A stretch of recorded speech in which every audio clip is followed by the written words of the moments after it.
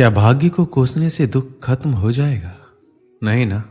तो फिर क्यों भाग्य को कोसें? इससे तो बेहतर ये है कि आप उस तकलीफ को दूर करने के लिए मेहनत और उपाय करें। फिर देखिए कैसे दुख आपका दामन छोड़ के जाता है। वैसे दुख सभी दिन के लिए नहीं आती है, ये तो भगवान का बनाया हुआ नियम है।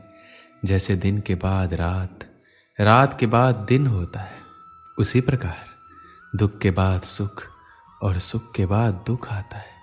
और हाँ, एक बात और, भगवान किसी को दुख नहीं देते हैं। कोई भी बाप ये नहीं चाहेगा कि उसके बेटे को कोई तकलीफ हो। हम सबके पिता हमारे भगवान हैं और हम सब तो उनके बच्चे हैं। तो अब आप सोचिए, क्या भगवान हमें तकलीफ देंगे तो उन्हें पीड़ा नहीं होगी? वो भी यही चाहता है कि हमें कोई तकलीफ ना हो। हम अपने जीवन में कुछ गलतियां कर बैठते हैं जिसके कारण हमें तकलीफ झेलनी पड़ती है। श्री कृष्ण कहते हैं, भाग्य को कोसने से बस एक बहाना मिलता है हमें अपनी जिम्मेदारियों से भागने का।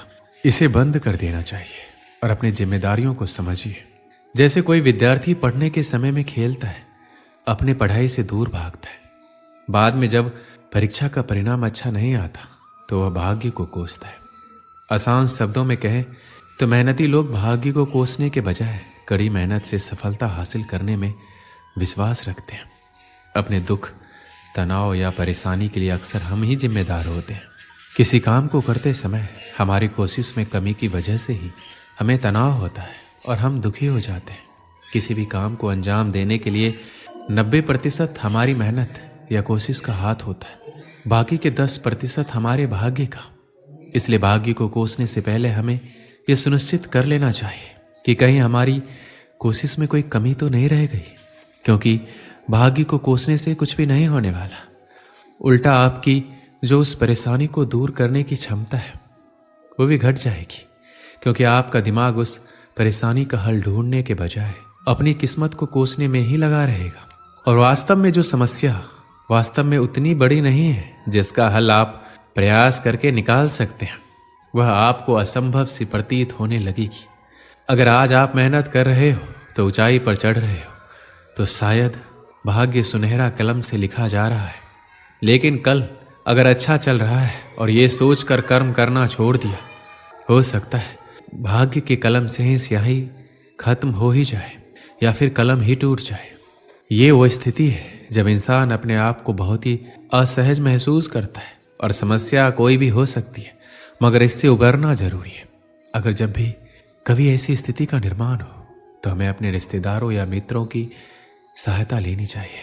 और अगर कोई सहायता ना भी करे तो हमें हिम्मत ना हारते हुए अपने बलबूते पर उस समस्या से निपटने की कोशिश करनी चाहिए। सबसे ज्यादा तनावपूर्ण और परेशानी वाला जीवन एक ईमानदार आदमी भोगता है। सीधे पेड़ पहले कटता है और बुरे इंसान तनाव रहित और परेशानी मुक्त जीवन जीता है और अन्य के मुकाबले ज्यादा जीता है। एक बार ऐसा ही हुआ भगवान शिव के साथ। भस्मासुर ने शिव की तपस्या की और भगवान को खुश करके भस्म करने का वरदान ले लिया।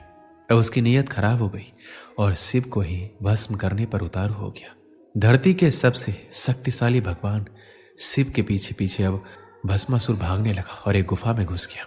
जब ये खबर विष्णु जी को लगी तो वो दौड़े चले आए। भस्मासुर शिव को भस्म कर मां पार्वती को पाना चाहता था, तो विष्णु जी ने मोहिनी रूप लेकर एक स्थान पर नृत्य करने लगे।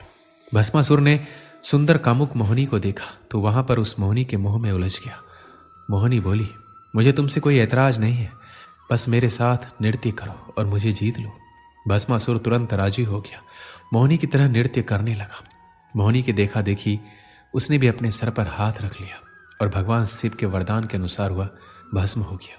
इससे हमें यही पता चलता है कि शुभ चिंतक या मित्र चाहने वाले कोई तो होगा जो आपकी स्थिति को बदल देगा या भगवान भेज देगा। ऐसा बहुत बार हुआ है जब किसी अनजान शक्ति ने लोगों की सहायता की है। इसलिए आप हौसला ना खोएं, खुद पर विश्वास करें और मेहनत से पीछे ना हटें। सहारा तो रोशनी का बड़ा होता है अंधेरी रात में। भगवान पर भरोसा रखें और भाग्य को ना कोसें। जीवन में परेशानियां आना आम बात है, ये हमारे सोचे हुए चित्त की निशानी है। अगर आप स्वयं को जान जाते हैं तो कोई भी परेशानी आने की बात छोड़ो, आपको देख भी नहीं सकते। स्वयं को जानने के लिए समय निकालिए, मतलब अपने आत्मा को जानिए और आपकी सारी परेशानी खत्म हो जाएगी। ऐसा नहीं है, इतनी बड़ी दुनिया में कई तरह की संभावनाएं होती है, जिसे आप भाग्य भी कह सकते हैं। आप किस दिशा या किस जगह पैदा होते हैं यह आप पर निर्भर नहीं। आप स्वस्थ होंगे या बीमारी से ग्रस्त हो जाएंगे यह आपके माता पिता और आपके पालन पोषण पर निर्भर करेगा, आप पर नहीं। आप गरीब पैदा होते हैं या अमीर ये भी आप निर्धारित नहीं करते। जीवन संभावनाओं का बहुत ही बड़ा खेल है, लेकिन जैसे टॉस हारने मात्र से खेल में हार नहीं होती या टॉस जीत लेने से जीत सुनिश्चित नहीं होती, उसी प्रकार गरीब पैदा होने से आप नहीं हारते या अमीर होने का अर्थ ये नहीं कि आप सफल हो ही जाएंगे। अब आप पर निर्भर करेगा कि आप जीवन का खेल कैसे खेलेंगे। एक बार एक सेठ जो कि जीवन भर सिर्फ और सिर्फ पैसा कमाने में लगा हुआ था, बीमार पड़ गया।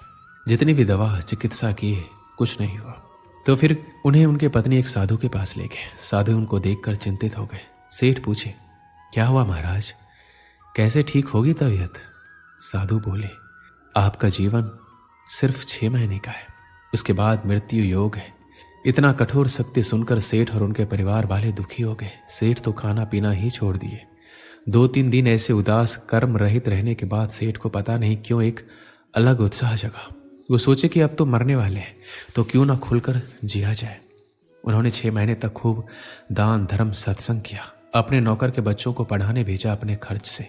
हर दिन 50 से 100 लोगों को खाना खिलाया। ऐसे में उसके घर वाले चिढ़ने लगे कि सेठ सारी कमाई खत्म कर देगा।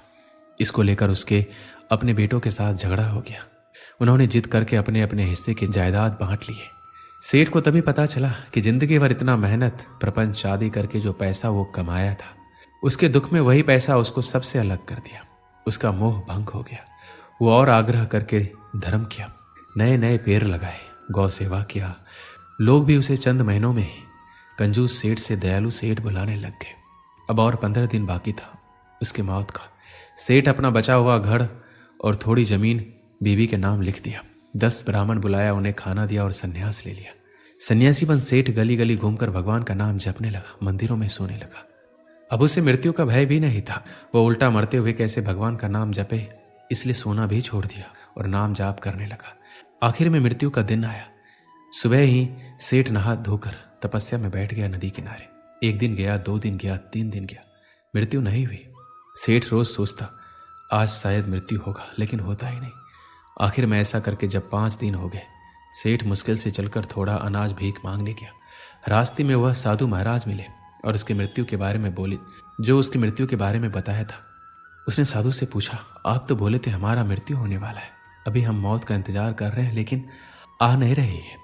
साधु सेठ से कहा, आप बताओ इस 6 महीने में अपनी मौत को लेकर कितना डरे हो? सेठ ने कहा, पहले कुछ दिन को छोड़कर कभी नहीं, अभी तो गले लगाकर बैठा हूं। साधु पूछे, इतने दिनों में तबीयत कैसा है? सेठ को तभी एहसास हुआ आजकल ना उसका तबीयत खराब रहता है, ना ही मानसिक रूप से तनाव में है। अब सेठ को समझ में आया कि उसकी बीमारी उसके शरीर से अधिक उसके मानसिकता से जुड़े थी, जिसको उसके कर्मों ने कुचल कर रखा था। अब सेठ सहर्ष साधु का चरण स्पर्श किया और उनका शिष्य बनकर बाकी जिंदगी शांति से बिताया। ये कहानी भले ही काल्पनिक हो, लेकिन भाग्य कैसे मनुष्यों के कर्मों से जुड़ा है उसके बेहतरीन ढंग से प्रतिपादित करता है। दोस्तों, इस वीडियो में बस इतना ही। मिलते हैं अगली वीडियो में। अपना ख्याल रखिएगा। जय श्री कृष्ण।